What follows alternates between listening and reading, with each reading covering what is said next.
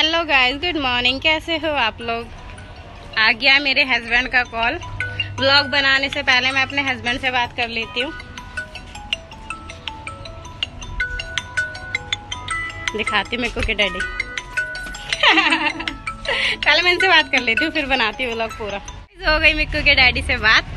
तो आज है 19 जुलाई 2024 और 2019 में मेरी शादी हुई थी 18 मई 2019 को। तो गाइज आज मेरी शादी को हो चुके हैं 5 साल 2 महीने कंप्लीट।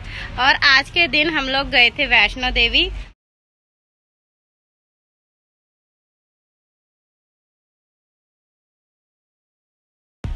गाइस शादी के बाद मिक्कू के डैडी ने मेरे को कहा था कि हम ना वहाँ चलेंगे, जब भी टाइम मिल जाएगा तो वैष्णो देवी घुमा के लाऊंगा। मैंने कहा ठीक है। तो शादी को 2 महीने कंप्लीट हो गए, तो मैं घर पे आई हुई थी। जुलाई आ गया था तो मैं घर पे आई हुई थी। मिक्कू के डैडी का फोन आया, मेरे से कहने लगे कि मैं ना अपने दोस्तों के साथ वैष्णो देवी जा रहा हूँ। 16-17 तारीख को फोन आया था और उन्होंने कहा कि 1-2 दिन में निकल रहे हैं। मैंने कहा 1-2 दिन में निकल रहे हो? मैंने कहा तुमने तो कहा था कि भाई मैं भी चलूंगी, साथ में लेके चलोगे। कह रहे तू चलेगी? मैंने कहा हाँ मैं भी चलूंगी। कह रहे ठीक है तो फिर आजा, मैं आ जाता हूँ लेने के लिए, चलेंगे। मैंने कहा ठीक है। फिर जब तैयारी हो गई तो मैंने कहा यार मम्मी को भी लेके चलते हैं, मतलब मेरी सासू माँ को। कहते ठीक है। तो फिर मम्मी और गिन्नी है यानी कि मेरी छोटी वाली नंद, कह रहे उन दोनों को भी लेके चलते हैं। मैंने कहा हाँ।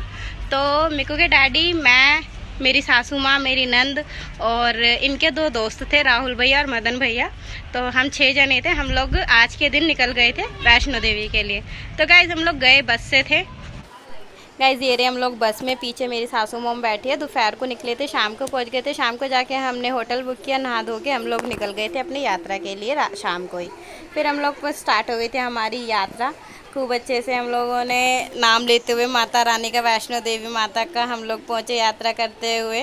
रास्ते बीच में फ़ोटोज़ वगैरह खिंचवाई, वीडियोस भी बनाई होगी। तो वो वाला फ़ोन दूसरा था ना, अब मिक्कू के डैडी के पास वो फ़ोन है ना मेरे पास। अब हमारे पास दूसरे फ़ोन है तो इनमें वो वीडियोस नहीं है, फ़ोटोज़ थी मेरे पास, वहाँ की ये यादें। मैंने कहा चलो इनको शेयर कर लेती हूँ। चलते चलाते रास्ते बीच में वीडियोस बनाते हुए, घूमते फिरते दुनिया के नज़ारे देते हुए हम लोग गए थे। तो वहाँ पे आप लोगों को पता है घोड़े वाली सर्विस होती है, लेकिन मम्मी को हमने बोला कि मम्मी आप चल लो, अगर नहीं चल पाओगे तो। मम्मी ने कहा नहीं कोई बात नहीं, मैं तुम लोग।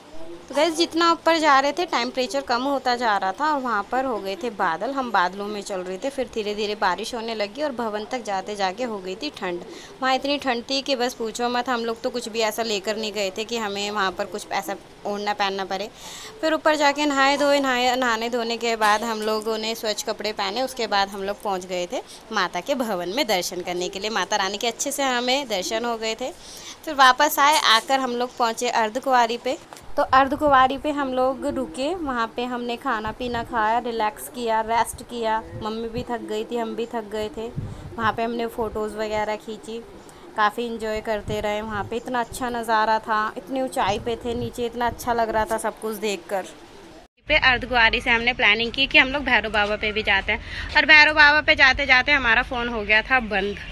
सभी के फ़ोन बंद हो गए थे क्योंकि चार्जिंग वगैरह के पॉइंट इतने थे नहीं वहाँ पर, तो फ़ोन नहीं अवेलेबल हो रहे थे। हम बल्कि इतना ऊपर था वहाँ पे कि वहाँ पे हमारे जो फ़ोन थे, जिनके पास फ़ोन थे, जैसे राहुल भैया और मदन भैया के पास थे फ़ोन, उनके फ़ोनों में, मिक्कू के डैडी के भी फ़ोन में नेटवर्क नहीं आ रहे थे। तो उस टाइम पे ना सृष्टि और शिवम के न्यू नंबर थे। मतलब ऐसा होता था ना कि भाई फ़ोन में नंबर रहते थे, जल्दी से याद नहीं रहते थे। तो मुझे एक आध नंबर ही याद था, मतलब सृष्टि और शिवम का नंबर मुझे याद नहीं था। मैंने क्या करा, वहाँ पे जाके जब मुझे लगा, मैंने कहा अरे 2 दिन हो गए हैं, मम्मी और वेट कर रहे होंगे कि कहाँ है कहाँ नहीं है। मैंने अपने मामा जी के पास फ़ोन करा। मैंने कहा मामा जी हम लोग ना यहाँ पर हैं, पहुँच गए हैं और अब भैरव मंदिर पे हैं और यहाँ पर नेटवर्क नहीं आ रहा है, तो आप लोग ना आप घर पे फ़ोन करके बता देना हम लोग ठीक ठाक है और वहाँ पर पहुँच गए हैं। और अब गाइस भैरव बाबा मंदिर की जो चढ़ाई है ना, वो वैष्णो देवी से भी ऊंची है, क्योंकि वैष्णो देवी से ऊपर जाके है भैरव बाबा। तो कहते हैं ना कि माता रानी ने उनकी गर्दन काटी थी तो वो उड़ती हुई ऊपर जाके पहुँची थी। तो वो माता रानी से ऊपर जाके गए थे, तो ऊपर की तरफ था उनका, काफ़ी लंबा था वहाँ का रास्ता भी। थकावट हो गई थी, बहुत सांस फूल गई थी, लेकिन फाइनली हम लोग पहुँच गए थे भवन पर। वहाँ पे अच्छे से हमने पूजा वगैरह की, सबने प्रसाद चढ़ाया। वहाँ पर जाकर ही मैंने फ़ोन किया था किसी के फ़ोन से लेकर। तो वहाँ पर फिर वापस आ गए हम लोग, नीचे आए, होटल से सामान लिया। फिर हमने ट्रेन की थी, सुबह सुबह की ट्रेन थी, वहाँ से हम लोग आ गए अपने घर वापस। और आकर हमने फिर कन्या बैठाई। तो गाइज ये थी हमारी वैष्णो देवी की ट्रिप, जिस पे हमें गए हुए 5 साल हो चुके हैं। और वैष्णो देवी मैं 2 बार होकर आ गई हूँ। एक बार शादी से पहले, जब हम लोग काफी छोटे थे, हो गए हमें कम से कम 10-12 साल हो गए हुए, नहीं उससे ज्यादा ही हो गई, मेरे ख्याल से 13-14 साल हो गए होंगे जब मैं छोटी थी जब गए थे। सब पूरी फैमिली गई थी, मासी वासी, मेरे मामा हर की फैमिली सब गए थे, हम लोग काफ़ी सारे लोग गए थे, बस करके गए थे। उसके बाद फिर मैं अपने हस्बैंड के साथ गई सेकंड टाइम पे। अब देखो थर्ड टाइम पे कब जाना होता है, पर इतना है कि थर्ड टाइम पे अब मेरा मिक्कू, जैरी ये लोग भी हमारे साथ। अब देखो माता रानी का कब बुलावा होगा, कब हम लोग वहाँ पे जाएंगे। चलिए गाइज मिलते हैं अपने नेक्स्ट व्लॉग में। Okay bye. चारू बाय कर दे, बाय कर दो, बाय।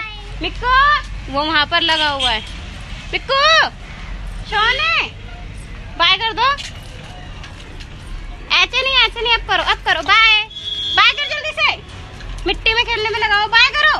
देख भैया साइकिल ले आया, बाय कर दो, बाय। बैठ जा। अभी वो बिजी है, बिजी पर्सन है ये हमारे घर का, कभी कभी सुनता है बस ये बात है। Okay bye.